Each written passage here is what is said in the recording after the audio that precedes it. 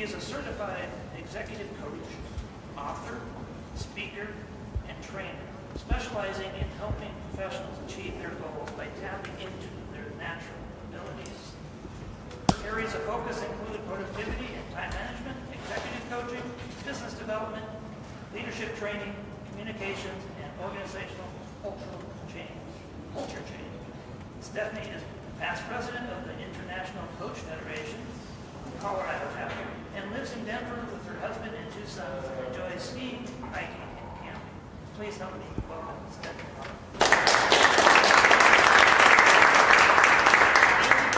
So can everybody hear me okay? Because I know it's the cheap seats in the back, the voices don't carry. If it starts to get like quiet, just do this or something. Thank you. It's really fun to be here. I'm excited to share with you some ideas around time management. So just to get started, because I only have like 45 minutes, right? Okay, so I'm going to be respectful of time because as a time management coach, it's really embarrassing if you go over. Let's just start with, give me some of your biggest challenges that you're facing with your time so I can make sure that we address them today and make this time really worth your while. So just like shout out what some of your time management problems are, some of your challenges that you're facing. Callbacks. Callbacks? Like how to call back? Or when will we need messages and find this? Okay. What else? Distractions. That's my favorite. Who said distractions? That's my favorite one. I have a huge thing that I want to talk to you about, distractions. Okay, what else? To-do list. To-do list? Growing. Oh yeah, okay. Good. Prioritizing? Just say no. Okay. Commuting. What else? Commuting. Commuting. Oh, commuting, like drive time. Yes, drive time. Yeah. Oh, I have something on that for you. Okay, good. But anything else that comes to mind? Getting lots of time. Lots of time, yeah? Procrastinating. Hey, buy my book. Okay, so this... Staying focused. Okay, so we're going to talk really fast today to go through all these topics for you. If anything else comes up, you can see me after. I'm going to hang around later on as well. But let's just talk. I'm going to get right into it. I'm not going to give you a lot of backstory about me and why I got into this, because the purpose of my being here today is to give you the tools that you need to be more profitable and have more work-life balance when you leave here today. So let's just jump into it. Let me just make sure I do this right. Okay, clicker. No clicker? Okay. All right, today what I want to, maybe it's not turned on. What I'm going to share with you today is we're going to go through all of these challenges that you face, but I want you to also think about the 5 things that I'm really going to focus on. Some of them are going to be we're going to hit on that address your issues that you're facing here. The 5 things I want to talk about are thinking strategically, because as business owners, what we're doing all the time is we're putting out fires, we're working all the time, we never stop, we work on weekends. How many of you work from home? Good. We work from home, we never stop. So it's important to stop every morning and think strategically. I'm going to cover that with you. We're going to discuss how to manage distractions as they come up, prioritization, which we have here on the wall, email management. How many of you have too many emails to respond to all the time? How many of you have email management as a full-time job? Right? Managing your emails, responding, and also stress management, because when our time is, if we lose our time, we get stressed out and anxious, and there's ways to overcome that, and that has to do with a little bit of neuroscience. So this will be a little bit of science today too. Isn't that fun? Okay, Okay, Tony Blair. This is where I want to start, and I want you, if you have a notepad in front of you, write this down. Think strategically. Tony Blair was having an interview at Stanford a couple of years back, and the interviewer asked him, well, what is like one of the main things that you learned when you were in office? And he said, well, when I first became prime minister, I had a meeting with Clinton, and I asked Clinton, I said, do you have any advice for me as I go into office and I start serving the country? And Clinton, wagged his finger at him and he said, scheduling. And Tony Blair was like, what? Scheduling? I thought you were going to give me like the keys to the castle. You're really going to impart some wisdom on me. You're telling me about scheduling. And as Tony Blair said it, it was scheduling as opposed to scheduling. but the key point that Clinton was making was that if you don't control your schedule, it will take over. And then you won't have time to think strategically. You all got into business to help other people, to grow, to build something. And what you're doing now is you're just in the do mode as opposed to the think mode. So every day, set your timer. I'm a big fan of setting my timer on my cell phone for 5 or 10 minutes and write down 3 things that you want to accomplish to make this day really worthwhile. If you don't do it, then you just wake up and you start responding to emails and you don't ever plan what you want to achieve. How many of you have ideas in the shower?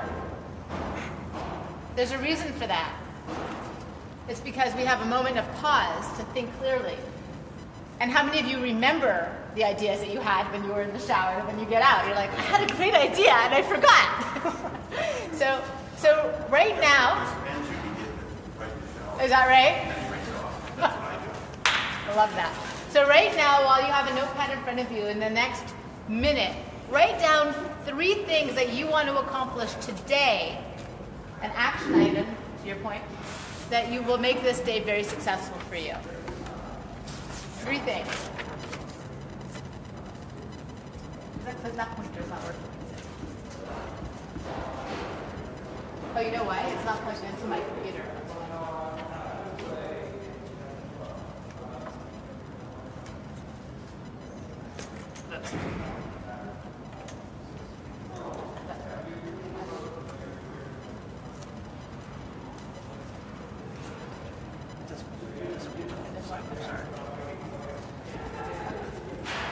Everybody got something written down? Okay, so that's the first step. The next step is, as you're working throughout your day, there are a lot of distractions that come up, right? You have a lot of things coming into your mind all the time. And one thing that I noticed is that they distract us. Our own brains are filled with clutter and noise, and that's a natural distraction. So one thing that you want to do is you want to get like a little cheesy notebook. Something like this. Just a fun little notebook I got at the dollar store. And this is what I call your brain dump book. Because as you're working, so right now you might be writing down 3 things that you want to achieve strategically in your day. And as you're writing them down, you might think, I don't know, toilet paper, toothpaste, pick up the kids. Like things come into your mind and you're like, no, I have to think strategically. I have to focus. So if you could have a little notebook that you keep by your side, and I know it's like old school to have paper and a pen and all that nonsense, but there's a reason for it. When we have our phones always out and looking at them, that's another distraction. So once you're on your phone, all of a sudden you're in a rabbit hole that you can't get out of. That's why, you can't double click on a piece of paper. So keep a notebook near you. I work with this litigator, and he's a very popular big litigator in Colorado. And he picked up a daisy-colored book, kind of like this, actually. This is his notebook. And he's a guy, right? He's a tough guy. But this way, it reminds him to dump all his thoughts in his brain. I had another client that worked at a co-working space, kind of like this. And I walked into the reception, and she was covered in Post-it notes. And I'm not joking. She had Post-it notes on her chest, on her arms. And I was like, what are you doing? Like, this is not really professional. And she said, well, this is the way I remember things. I am not joking. I said, how about just writing them down in a notebook? So today when you go out to the dollar store or somewhere fun, just get a little notebook and keep it for brain dumping. So again, this isn't for strategic thinking. It's for all those little things that pop into your mind during the day that distract you and kind of clutter up your mind. So we talked about distractions, and I'm going to cross that off the board in a second. But distractions actually do lower your IQ, and as much as 13 to 14 points. And there's an interesting study that says that every time that we're distracted, So something gets in our way, and there's a lot of distractions that we'll talk about, and you'll share with me in a few minutes. We lose 25 minutes of productivity. So if you walk away with nothing else today, know that every time you allow yourself to be distracted, you're going to lose 25 minutes of productivity. So what does this look like?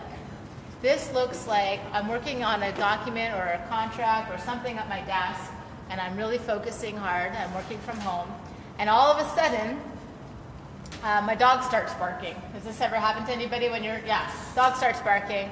So now I'm going to go downstairs and I'm going to say, Fido, shush, shush, good dog. You're a good dog, and I'm going to get the dog a treat, and blah, blah, blah. And then I'm going to come back up to my desk, and I'm going to sit there, and all of a sudden there's like this pop-up for Zappos shoes. And, what was I doing again? And so 25 minutes is gone because it takes your brain that long to refocus. I told this story I told the story in Australia a couple of weeks ago about going on to Zappos shoes because that's my drug of choice when I need a distraction. And they said, what's that? So now the Australian office for this company I'm working for is shopping on Zappos and shipping everything to Denver, and then they're shipping it to Australia. So now I've helped them lose productivity. Sorry. Anyhow, but keep in mind that those distractions are going to cost you every time. So let's identify what some of those distractions are. Email. What else? What comes up for you as your distractions? We said distractions are a big deal for you. Family. Facebook? Yeah? Family members. Family members, especially when you work from home. Oh my gosh, yeah. What else? Random, they're the worst. I have tricks for that. Okay, what else? What was the one who started to give something? What'd she say? The last person? Oh, random people popping into her office. Oh, sort of like me. Maybe clutter. Clutter, yeah, disorganization. Yeah. Yeah, what else? Scheduling things. Schedule. Check the calendar. Yeah, well, every time you're checking your calendar and figuring things out. So there's a lot of distractions that we have in our day. Web browsers, email, pop-ins, Twitter, Facebook, Instagram, what am I missing, millennials? Phone calls, voicemail, text messages, right? We have plenty of things to distract us in our day. If I'm working from home, I can guarantee you the refrigerator is one. Washing machine, things like that. Those are all distractions that get in our way, but they do cost us a lot of time. So let's talk about how we can avoid those distractions, because remember, every time I allow myself to get distracted with Facebook when I'm supposed to be concentrating on something, I'm going to lose 25 minutes of productivity.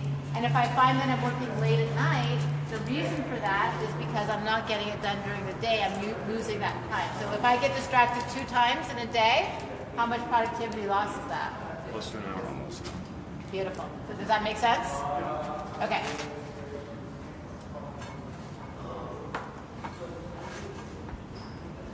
Okay, now we're just going to hear. These are the top 10.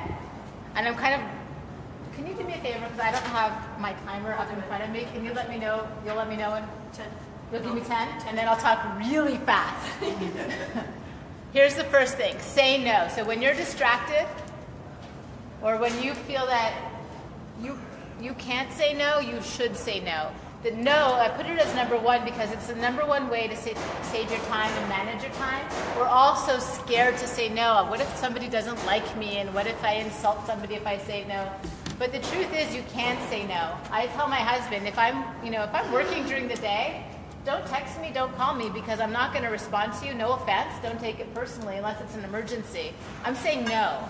If I'm working in an organization where they have meetings all day long, is that really the best use of my time? Sometimes you can say no. If I'm going on a one-on-one, right? How many of you do one-on-ones for your business? How many of you sometimes shake your head and say, what on earth am I doing meeting with the tire guy? I'm an executive coach. That's really not, maybe, but I don't think so.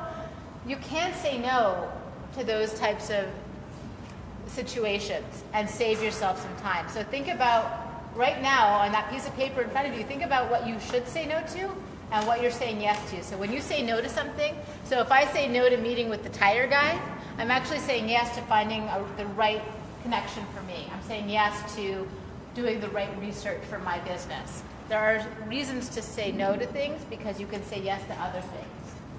Next one is use your phone to set a timer. So the average person really can only concentrate for about 20 minutes at a shot. So set your timer and see how long you can actually concentrate for. I think it's a good idea. So if I say, when I was writing my book, that was a cheap plug, wasn't it? When I was writing my book on time management, what's that? Well done. Thank you. But when I was writing my book, it was really hard for me because we teach what we need to learn, right? That's what we do. So I had to set a timer every day because I really wanted to finish this book within a year's time. And I set my timer for 20 minutes, and I can do anything for 20 minutes. Even when I'm on the elliptical, I can do it for 20 minutes. I can run for 20 minutes. I know I can do this for 20 minutes. So I set my timer for 20 minutes. Then I turn off my browser on my email. It's okay to do that because when your browser is up and your pop-ins are on, you're distracted, right? So I'll turn everything off for 20 minutes, and the world can still connect with me by phone if they need to. But I can turn things off. I can say no to my cell phone. I can say no to the wireless internet. I can say no to these things. And then after the 20 minutes are up, the alarm goes off and I'm done. I did what I had to do. It's amazing how productive you'll be in those 20-minute periods of time. You might be somebody that can concentrate for longer than that. So you'll see, you can estimate for yourself. But that's another technique. Working in offline mode, setting boundaries. So for those of us who do work from home or work in open office spaces, it's really challenging because people feel like they have a right to walk in. I was telling one of my clients to put books on his chair in his office. So if you have an office and people like to plop themselves down and ask you a quick question, hey, do you have time for a quick question? And you're like, sure, I'll stop what I'm doing. I'll lose 25 minutes of productivity. I'll turn my attention to you. I'll answer. And then I won't know where I am again. Yeah, we can do that. And then they start talking about the weather or something that isn't a quick question. Put something on your chair so people cannot make themselves comfortable in your office. The other trick is if you're working in an open space environment or you're working from home and you don't have a door, put on headphones.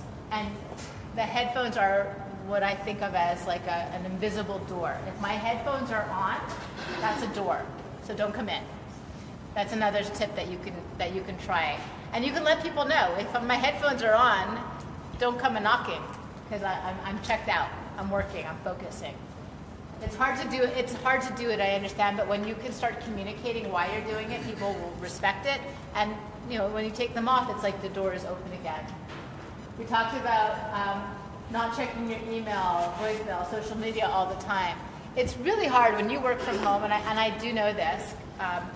It's really hard because you don't have other distractions. You don't have water cooler talk.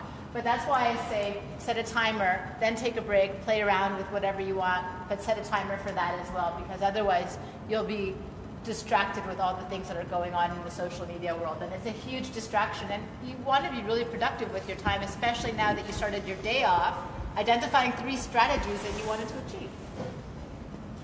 Shut your door. If you have an office that has a door, say no, shut the door. You can do that when you need to focus and concentrate. It's perfectly okay. We always feel that if we do that, people aren't going to like us and we're going to be insulting. The truth is we look a lot meaner when we're distracted, when we don't want to be. I have a client, she's a general counsel at this company, and she said, I have an open door policy. Okay? And when I'm, working on something, I put my back to the door so people will know that not to bother me. Well, why do you have an open door policy? And when they come in, I give them the mean face. This is like for real. This is why I do coaching. I give them the mean face, and that should give them the clue that I'm not interested. Well, this is a bunch of engineers. They don't get the mean face. That's just not how their brains work. So close the door. Don't put your back, close the door when you need to concentrate, and when you do open it, be available if that's what your intent is. What happens is we train the people around us by letting them pop in, by letting them interrupt our work when we're working from home, by doing all of those things and saying have a seat. We're actually training people to come in and interrupt us, so the opposite is training them not to. So if you've trained people to come into your office, start training them not to. Turn off your pop-ups. This will save you so much time. This will save you at least an hour a day. How many of you get calendar meeting pop-ups? You know, you have a meeting in 10 minutes, 20 minutes. How many of you hit close on it all the time when you have that? Right? We ignore it. So just turn them off if you can when you need to concentrate. Okay, any questions so far? What are some of the things you've picked up on that, yeah, I'm going to apply this right away. Turning off pop-ups. Turning on pop-ups? 20 minutes. You can do anything for 20 minutes, good. Yeah. The other thing is that you've got to get buy-in from your boss and other people. I had a boss that didn't like the idea of the closed door, so that was a bit of a challenge, but I trained him. Excellent. Okay, we're gonna do a little game here. What I want to talk about is, as part of the distractions that we deal with, how many of you are really good at multitasking? I do it, but I'm not. Trick question. Nobody's there.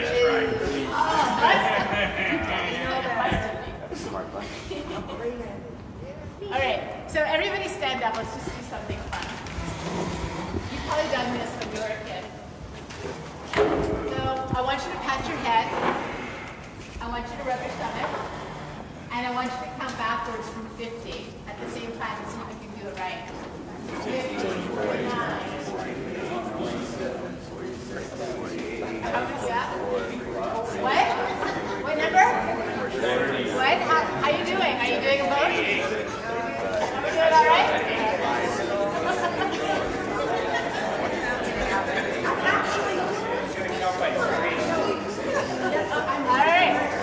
All right, you can sit down. It was a fun. I don't have a lot of time to do it, but you get the idea. Is that I can't do that anytime. I have ADHD. but you get the idea. How many of you were rubbing your stomach and your head at the same time? Or the other way around, or losing count as I was interrupting you? The idea is that it's a fun little technique to know that when you're doing more than one thing at a time, you're really not focusing on anything. There's a big myth around multitasking. One is that it saves time. it doesn't save time. As a matter of fact, your productivity will drop as much as 2.5 times when you multitask. It can take you more time to multitask when you're doing more than one thing at once than not. So I was working for this company, and I was on a conference call. I'm sure some of you have been on these types of conference calls where there's 10 people from around the country on the call, and you're scheduled to speak second to last. So you're doing emails at the same time, and you have it on in the background and all that stuff. And then all of a sudden in the middle of the call, I was asked a question, and I was completely unprepared. So I was like, so what did I do? I was like, we must have cut out bad reception. Can you repeat the question? But at the same time, I was writing this email to a prospect, and the prospect's name was John, but they were talking about Bill on the phone or something. So I got the email right, but then I wrote Dear Bill as opposed to Dear John, and I screwed that up, and I had to fix that. So it did take me twice as long because I had to ask the question again, and then correct the messed up email. Has this happened? Am I the only one that this has ever happened to? It happens. So it takes more time to multitask. Does everybody have a piece of paper in front of you? Okay. Let's do this. A little game. How am I doing with your time, actually? You are at like 13 minutes. Okay. So I am going to have you do an exercise. When I say go, I want you to write down multitasking can decrease productivity. When I say go, and then after that I want you to write a number that correlates with every letter. Make sense? So you write the sentence and then you write down 1, okay, that's 2, 3, 4. Got it? So I'm going to call out times, and when you're finished, you write down how long it took you to do it. Make sense? Everybody got it? Yep. All right. So let's start on your mark. Get set. Go.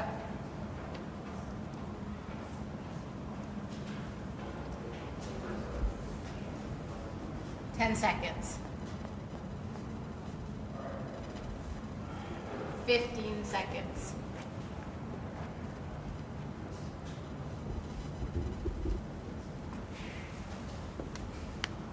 Twenty-five seconds.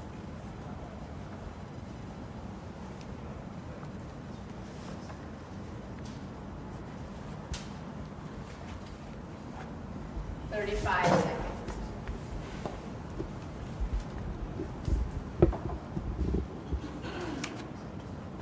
45. When you're done, just up your hand. 51.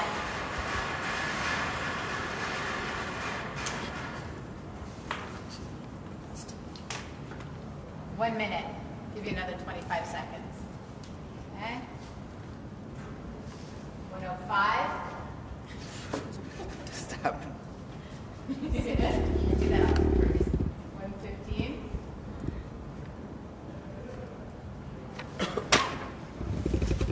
120. He's done. 125. Okay. Now we're going to do this exercise again. This time what I want you to do is I want you to write down the letters like this. You're going to write down the same sentence, but you're going to write down M, 1, U, 2. So you're going to switch back and forth. Got it? Okay. Ready? Set? Go.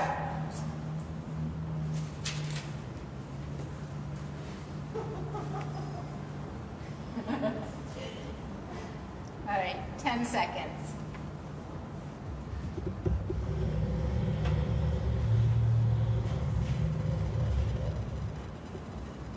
Twenty seconds.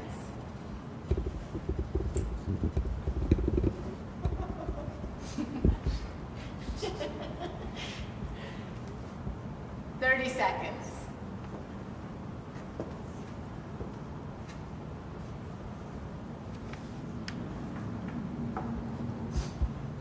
40 seconds.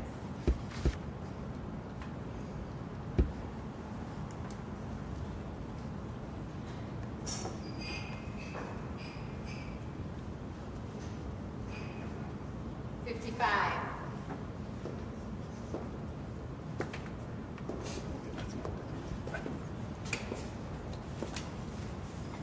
1 minute.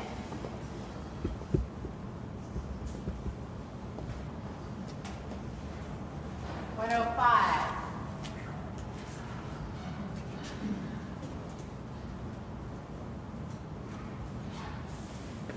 121.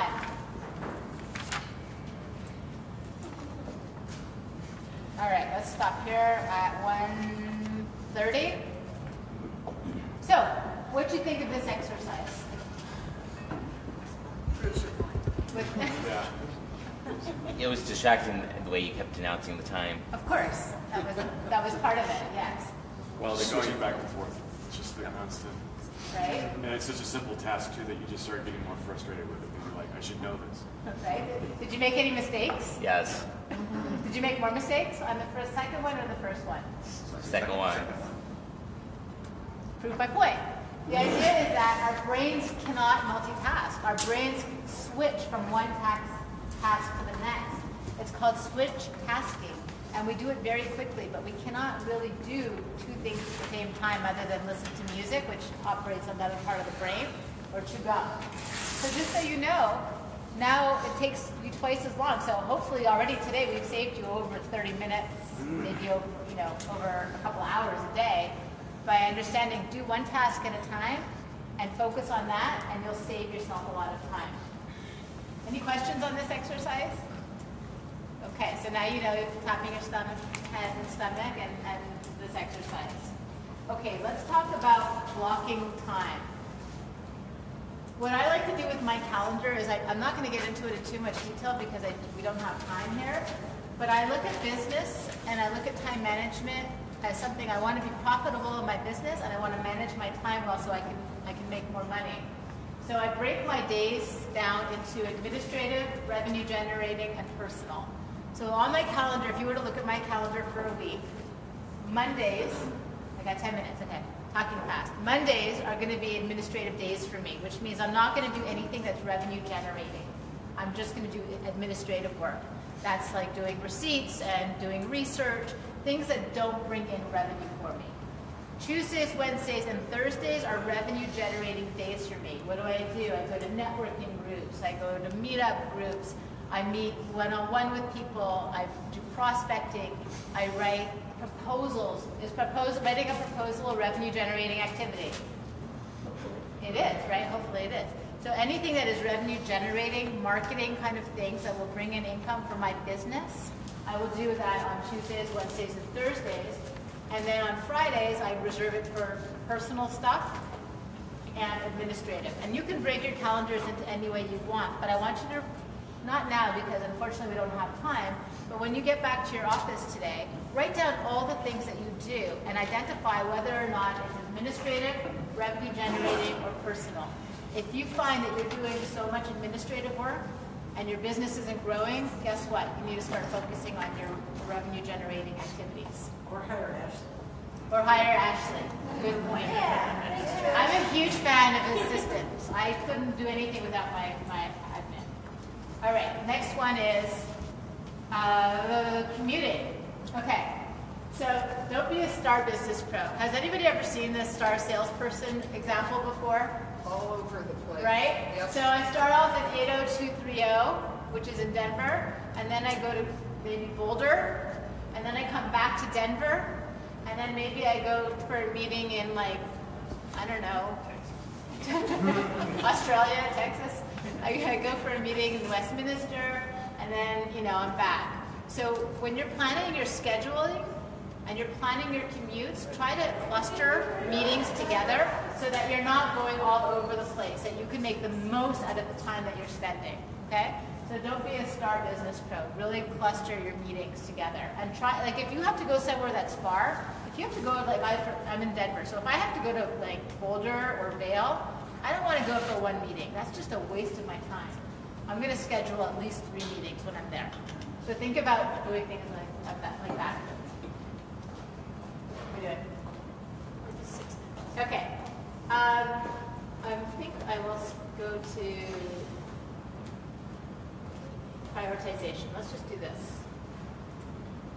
Okay, this model, you can find this model online. It's called the Eisenhower model for prioritization. And basically, it helps you to identify what's important to do now. So what's urgent that I have to do this minute, like a crying baby is urgent and it's important.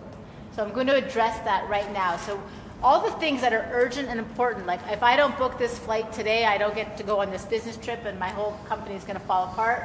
That's really urgent and important. So you want to put those things into that box, that every day. What's urgent and important? The next one is, it's not important and it's not urgent. So maybe it's like, I can do it later, I can think about it more, I can do research on it. It's not that hugely important. So when you're writing down the things that you want to do to prioritize, identify what's urgent and important, things you have to do immediately, and things that you can decide on when you need to do them. Just something to think about in terms of prioritization. And like I said, you can find this online. It's very popular. It was conceived by Dwight Eisenhower, and this was his time management philosophy, was the Eisenhower model. The last thing I'm going to talk about today is email management. And procrastination is a whole other topic, so I'm going to have to save that one for another time, or if you want, it's in my book. Second part? Which I'm selling today for $10 if anybody wants one. Anyways, and there's also tips on my website. But let's just talk about email management. So the average person in business receives about 183 emails per day. And we check our online devices 85 times a day. So we are spending a lot of time looking at our emails and looking at our phones and looking at our iPads. We are spending a lot of our time and energy doing that. One thing I like to do, and this is my last tip for today. How much time do I have? 4 minutes. 4 minutes. Okay. I'm gonna finish right on time. So here's what I want you to write this down. And if you want to, let's just see. Okay, let's put this in here. Set a timer for 15 minutes in the morning and every 2 hours thereafter. If you really want to be good at managing your email and not having it take over your business, we feel like we have to be so responsive every second I have to respond. You don't. You have to focus on your business, on what you have to do, and then when you can, focus on your emails. So set a 15-minute timer. When you go onto your email in the morning, go through that in 15 minutes, delete what's unnecessary that you don't need, unsubscribe from what you don't need, respond to emails that you can respond to with a short answer. Yeah, I can get that done, or I'll see you later, or whatever it is. And ones that take more time, where you have to do research and focus, respond by saying, I got your email, because you want people to know, otherwise I'll keep emailing you. I received your email, and I'm going to be in meetings until 2 o'clock. Can I get back to you by then? And if that's not okay, please call me. Why do I say call me? So you'll actually answer the phone. Yeah, nobody will call you, first of all. But at least you're letting them know that you're being responsive. That's the whole thing, is we want to be responsive to our clients, but at the same time, we can't always drop everything, because then we can't get anything done. We can't focus. We got into business with a plan, and you want to stick with a plan in your business so that you can consistently strategize and think things through. And my last piece of advice to you is don't check your email after 8 o'clock at night, because you can't do anything after 8 o'clock at night other than stress and worry. Agreed? Yes. Okay. Not me. I mean, that depends on your biorhythms. Yes. I'm very productive between 8 and about 11. That's I'm weird. well, and that's fine. You can use you use your time, but I know with a lot of my clients, when they receive bad emails or things that they can't fix after 8 o'clock at night, it keeps them up, because they're like, how am I going to fix this problem? And that causes a lot of stress to go through your body. So when you're really stressed out, understand why. If you're the one causing that stress by overworking, by doing too much, by responding to every email as it comes up, by not managing your time well, those are the reasons what cause us stress and anxiety. And hopefully with some of these tips and techniques, you can learn to manage your time so that you can have more of a life at the end of the day, and have some time to sit at the beach and relax and look at the sunset. Thank you, everybody. If anybody has any questions, I'm going to be here for a little while longer. I have books, and I'm happy to talk to you about anything you want. Thank you. Diane's my comment. Yeah, you're perfect. That's like the stress of, you know. Thank you so much. All right. Now we get to hear from you what your action item is. So we probably wrote down a few things. We do need to go around the room. You could state your name and your business real quick if you want, but we got to go quick. But I love hearing from you what you are receiving and how you're going to take action. Let's start in the back with Robert. Please stand up. Tell us what your action item is. Hi, Robert Mitchell with SkyMind Media, and what I took from it is I need to put together a calendar and start organizing my time properly, and start putting off things till later in the day that don't require my actions and time right now, and get to the more important and pertinent things that I need to do every day, and quit messing with all the junk. Got it. Perfect. Exactly. Jim? Pretty much that brain dump notebook. I think that'll help me out a lot, because I always get distracted. Oh, I need to do this or I need to do that, and then I'm trying to focus on something else. So definitely getting a notebook today. I loved your idea about days being blocks for specific categories. Instead of just this hour is this hour is this, the day is really tempting. I'm going to try that. It helps you manage your time really well when people want to get together with you. Oh, it's Tuesday, Wednesday, or Thursday, as opposed to any other day. Yes, that was great. Good. And flying vacations are my business, and the one thing I took away that is the headphones. I know what to do. I get distracted really, really easily, but I have found in the past when I do have music in and it's at the right level, I am totally focused. So I'm going to get real headphones today. Fred Kaplan, professional volunteer. What I do, just as a suggestion, is I use the voice recording on my cell phone. So when I leave this meeting, I'll be making notes as I'm traveling to my next meeting. So, and having been in the business world a lot of years, this is good to just refresh and remind yourself. And the other tip I would give people is that you can go to Office Depot and get pens that will write on your mirror or in your bath. And that way, as you have an idea, you can write it down and then transcribe it later. Or on your like windows when you're driving. I don't do that anymore. Doris Frotch, Legal Shield, turning off my alarms and pop-ups. So somebody tell me how to do that. I don't know. I gotta do that. Nils Levine with Optimize. I took away the 3 things you want to accomplish. I think I always go in and it's like, oh, I'm just going to start working on things, so that was good. And also the brain dump. Joshua Berman with Garden Financial. Turning off my pop-ups and the brain dump are both things that I need to do. Recently, somehow I got subscribed to like some newspapers, and I'm getting pop-ups, and then there's an article that pops up. That looks interesting, and I'll read it. Just turn that off so I don't see it any longer. Blended with Kansas Connections, I am going to be segmenting my week into productivity day, client days, and admin days. Carol Wolf, mine is say nada, say no. That's my big. Nate Kite-Darker, my reminders on Maggie's series, that always pops up so we can turn that off. And then I like what you said about the calendar pop-ups. So I just set alarms now in the morning and title them so that I don't get all the pop-ups on my phone. Just so it's Right. So distracting. so much better. Actually show up the goal. Ashley Sims has let me help you, and I am going to investigate the Eisenhower model for prioritization, because I usually end up with just some giant list of things, and then I'm spending time figuring out which one I want to do. Pam Smith, Realtor. I am going to try to say no more often. I say no too much. But if you call me about your real estate needs, I will not say no to you, I promise. Distraction. Good.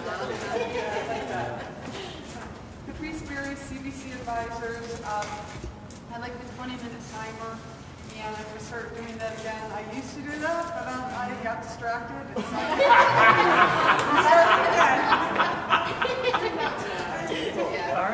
so Laura Pence, 10 Social Savvy Geek. I typically ignore all of the pop-ups and things. If I live in the social media, I never get out because it's my job.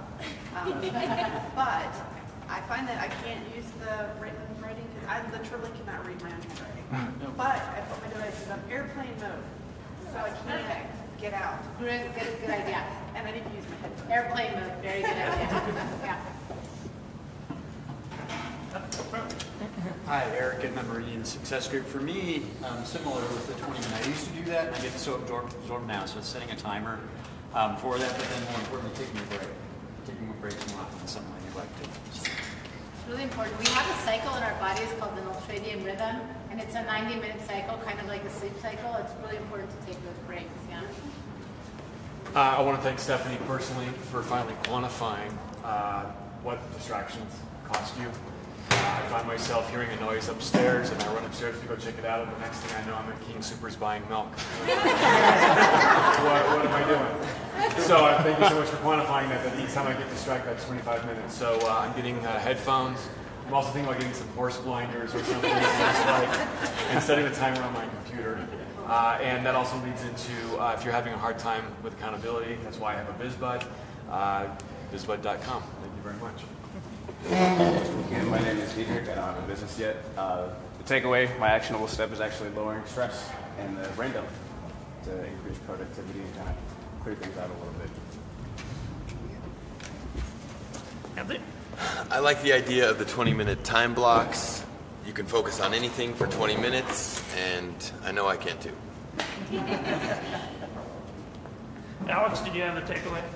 You came in a little bit. I didn't catch that. Okay. I'm glad you came in. Oh, I love hearing that from all you. Just what you're going to do. So do those things. Take action. Use the action form in front of you to write it down, and there's even a place you can have some initial it as an accountability partner, or get a Biz Bud. For me, I'm just going to say no. So if I say no to you in the coming week, you know why, right? No, but that's so important to just have the permission to say no, and to reiterate your point about saying yes is more important. So I'm going to take action on that. Very good. All right. This happens because of our allies. So we're going to give each of our allies just a quick moment to say how you can take action with them. I'm going to scroll. Here we go.